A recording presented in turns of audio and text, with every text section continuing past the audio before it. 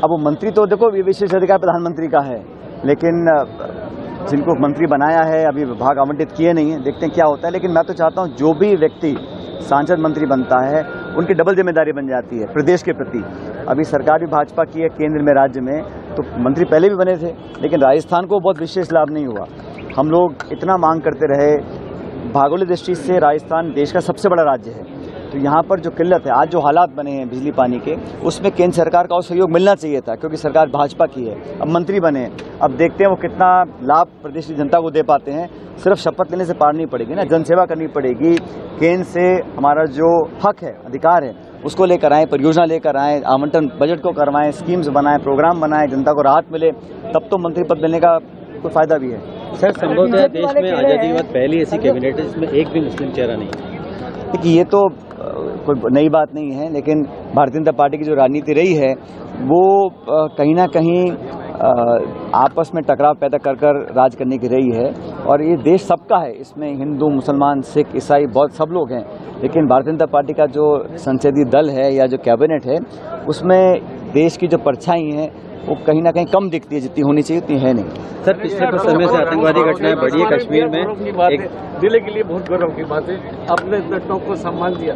Sir, एक बहुत पुरानी मांग हो चुकी खरीदारी टॉप के लिए औद्योगिक। बीजेपी अब बोल रही है कि ईवीएम में कोई तकनीकी खराबी नहीं रही। सर, जब भी कभी कोई सवाल उठता है, उस सवाल का संतोषजनक जवाब देने की जिम्मेदारी निर्वाचन आयोग की है। अगर पहले जब पेपर बैलेट होते थे तो चुनाव 4 चरण में होता था, अब 7 चरण में हो रहा है। पहले वोटों का इजाफा अगर होता था तो 12 घंटे 24 मिनट बाद होता था, आज 10 दिन के बाद हो रहा है। तो सवाल पूछने का अधिकार सबको है और जवाब देने की जिम्मेदारी निर्वाचन आयोग की है। और चुनाव अच्छी तरह संपन्न हो गए, लेकिन ये नहीं समझना चाहिए कि लोग देख नहीं रहे हैं। पारदर्शिता बरतनी पड़ेगी, क्योंकि विपक्ष और जनता सवाल पूछते रहेंगे और जवाब उनको देने पड़ेंगे। एक तरफ शपथ ग्रहण समारोह चल रहा था, दूसरी तरफ श्रद्धालुओं की बस पर बड़ा आतंकवादी हमला हुआ है। बड़ा मुझे खेद है, हमारे श्रद्धालुओं पर जो घिनौना अटैक हुआ और कई लोगों की जान उसमें गई, इससे बड़ा पाप कहीं नहीं हो सकता। और मैं तो चाहता हूं कि सरकार जो भी हो वहां पर पुलिस प्रशासन तुरंत कार्रवाई उस पर करे। और ये इस प्रकार की घटनाएं अगर बढ़ती हैं तो चिंता का विषय है, क्योंकि वहाँ अभी लोकसभा के चुनाव संपन्न हुए हैं, विधानसभा चुनाव 2-3 महीने में होने वाले हैं। इस प्रकार की हिंसा अगर बढ़ेगी, आतंकवादियों के हौसले बुलंद होंगे, तो समय बहुत संकट वाला आ जाएगा। तो सरकार को तुरंत कार्रवाई करनी चाहिए। सिर्फ शोक प्रकट करने से या सिर्फ खेद प्रकट करने से पार नहीं पड़ेगी, उनको उन लोगों को सबक सिखाना पड़ेगा जो इस प्रकार के घिनौने अपराध करते हैं। सचिव पायलट साहब, आपका राजस्थान से किस तरह का नाता रहेगा? पानी, बिजली, इसको लेकर भविष्य में राजस्थान को लेकर कितना तैयार हैं आप?